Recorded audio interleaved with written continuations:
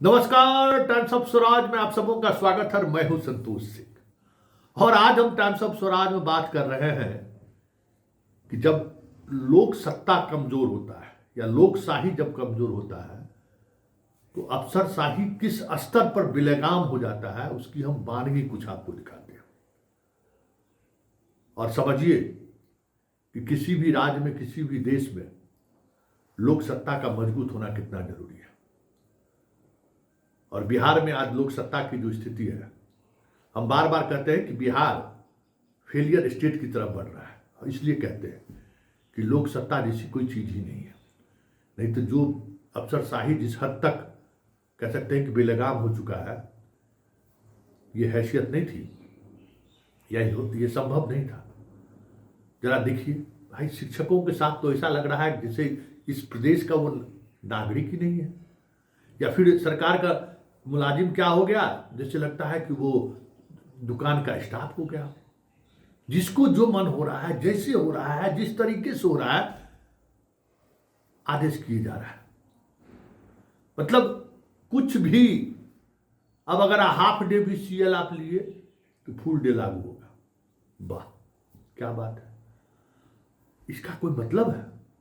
कोई half day, कोई ऐसा इमरजेंसी होता है तभी लोग सीएल लेता है, और आप कहते हैं कि हाफ डे लीजिएगा तो फुल डे सीएल माना जाएगा। कोई एक्सीडेंटल इशूज पे लोग हाफ डे सीएल लेता है कि कोई बात ऐसी हो गई तो हम हाफ डे सीएल ले रहे हैं। तो उसको लेकर इस तरीके से फुल ये कौन नियम है? कोई विभाग का ये जो नियम है, कोई नियम के आधार पर ना आप नियम बनाइएगा भाई। आप अलग देश नहीं है ना, मतलब शिक्षा विभाग मतलब भारत से के संविधान कानून से अलग है क्या? ये हमको बताइए कि आपका विभाग भी जनरल एडमिनिस्ट्रेशन जेडी के अंदर ही है ना। जेडी का कोई आदेश इस तरीके का है कि हाफ डे छुट्टी लीजिएगा तो फुल डे माना जाएगा? कैसे ये आदेश आप निकाल देते हो? लेकिन चलिए, शिक्षक मस्त है कि आप तबादला कर रहे हैं, शिक्षक मस्त है कि हम घर के पास आ जाएंगे, उसके बदले में अपना सब कुछ ले लीजिए, उसका कोई चिंता नहीं है, कहीं से कोई आवाज नहीं उठाएगा, क्योंकि उसको बस सिर्फ इतना ही मतलब है कि हम घर के पास आ जाएं। उसके बाद 12 महीने 3600 दिन स्कूल चलते रहे, कोई आपत्ति नहीं करना है। जो पढ़ने पढ़ाने वाला हमारा शिक्षक है वो मर जाए, पढ़ने पढ़ाने वाले शिक्षक अपना घर द्वार परिवार बाल बच्चा सब त्याग दे। जो उस तरीके के लोग हैं जो पहले भी मस्ती करते थे, बाद में भी मस्ती करेंगे। और बीपीएससी वाले तो लगता है जैसे मस्ती करने ये भी किए, उनका जो एटीट्यूड देखने को मिलता है कुछ ऐसा ही मिलता है। तो उनको तो लगता है कि इन बातों से कोई मतलब ही नहीं है कि हम इन सवालों पर सवाल खड़े करें। खैर, ये तो एक शिक्षा विभाग का एक अंग का हाल है, और दूसरा देख के तो आपको और दंग रह जाइएगा। मतलब हैरत अंगेज बात है भाई। एगो समाज कल्याण विभाग है, सीएसटी में, वहाँ भी स्कूल चलता है, देवेश सेहरा वहाँ के हेड है। आप छुट्टी भी उस स्कूल का कोई मास्टर लेगा तो देवेश सेहरा छुट्टी देगा, बिना उसकी स्वीकृति के आप बाहर नहीं निकल सकते, बिना उसके स्वीकृति के आप कैंपस भी नहीं छोड़ सकते। आप सब रविवार भी है ना, तो उस स्कूल, क्योंकि सब स्कूल जो है सो हॉस्टल है, तो आप वहां से भी आप बाहर नहीं निकल सकते। बाहर निकलिएगा तो आपका वेतन, इतना लोगों का ही रोज वेतन काटता है, सब सोच नहीं सकते। नाम सेहरा है और काम जो है सो इस तरीके से, और उससे कोई बड़ी बात हो गई होगी उस व्यवस्था में कुछ नहीं। सारे शिक्षक डिप्रेशन में है, सारे शिक्षक इस कदर टूट चुके हैं कि पढ़ाएंगे बच्चों को क्या? वीडियो कॉल करके रात में 9 बजे चेक करता है कि शिक्षक लोग है कि नहीं है। मतलब सिपाही है भाई, लेकिन क्या कीजिएगा। ये अफसरशाही नहीं, फ्रस्ट्रेशन के शिकार ये लोग हो गए कि मतलब कुचल देते हैं, कितना कुचल देते हैं। अब बताइए, काउंसलिंग अभी जो बीपीएससी रिजल्ट निकाला है उसमें समाज कल्याण विभाग में का जो स्कूल है, उस स्कूल में भी शिक्षक बहाली होने वाली है।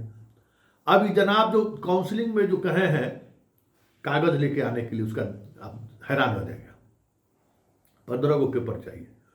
उसमें पेपर में एक पेपर ये भी है कि आप पिछले 5 वर्षों में पाकिस्तान सहित किन किन किसी देश में यात्रा पर भी गए हैं, उसका भी डिटेल दीजिए।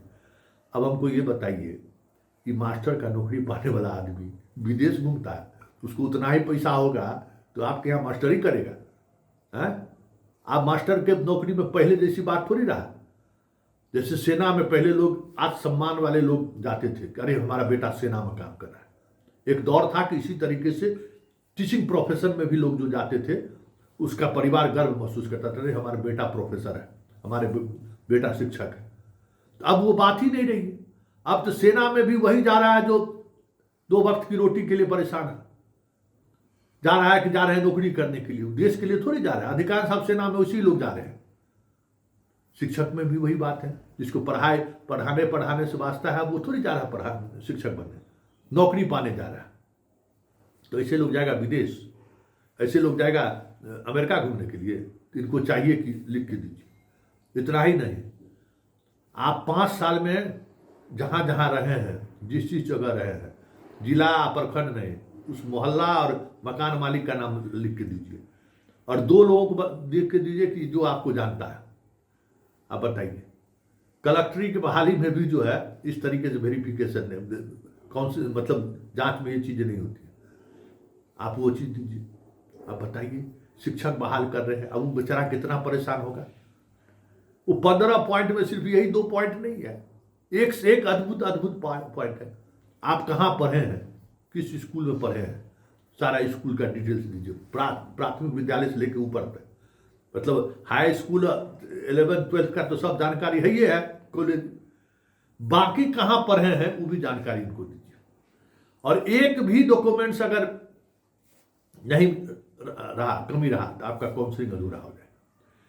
बताइए, ये यही स्थिति है ना। और बीपीएससी वाले को कहता है कि अपना संपत्ति लिख के दीजिए। बेचारा दो टीआरई 1 टीआरई 2 वाला भी एबे किया है, 30,000 रुपया दरमाहा देते हैं, आज से पूछते हैं कि अपना संपत्ति घोषित कीजिए। अरे भाई, काहे लकीर के फकीर, काहे इन लोगों को तंग करते हैं? शिक्षक को जो है कहाँ से आमदनी आएगा, कौन चीज दिखाएगा ये? और आमदनी होगा तो शिक्षक का नौकरी करेगा जी। तो पहले कहने कि आप शिक्षक का नौकरी वही कर रहा है जिसको कहीं नौकरी नहीं मिल रहा है।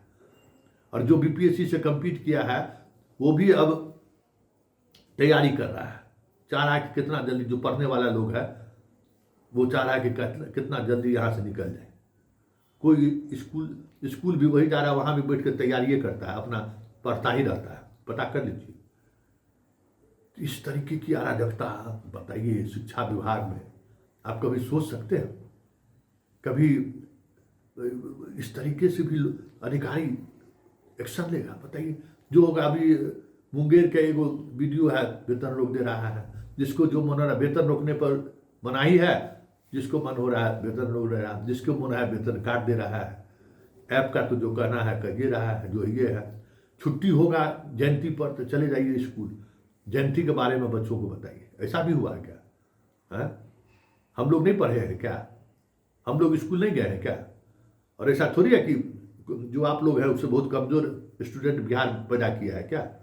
है, यही जलन होता है ना कि आपके सामने जो बिहारी आईएएस आईपीएस है वो आज भी आपको जो है सो लिखते हैं तो उसमें अशुद्धि निकाल देता है, आज भी आपको डिक्टेट करता है, भले आप उसके बैचमेट क्यों नहीं हुई। एक अलग छवि दिखता है, एक अलग तेज दिखता है। इसी का ना ईगो प्रॉब्लम होता है। यही ईगो को लेकर ना आप बिहार के बच्चों के साथ इस तरीके से कर रहे हैं। भाई बाप रे बाप, नीतीश बाबू आप कह सकते हैं कि बोझ होते जा रहे हैं। ऐसे जब आप इस हाल में है, छोड़ चले जाइए। क्यों बिहार के लोगों के लिए जो है सो ये सिचुएशन पैदा कर रहे हैं लोग? मतलब जलील हो रहा है आईएएस अधिकारियों के हाथों, आईपीएस अधिकारियों के हाथों, ब्यूरोक्रेट के हाथों जलील हो रहा है, अपमानित किया जा रहा है। हर वक्त हर क्षण उन्हें अपमानित किया जा रहा है।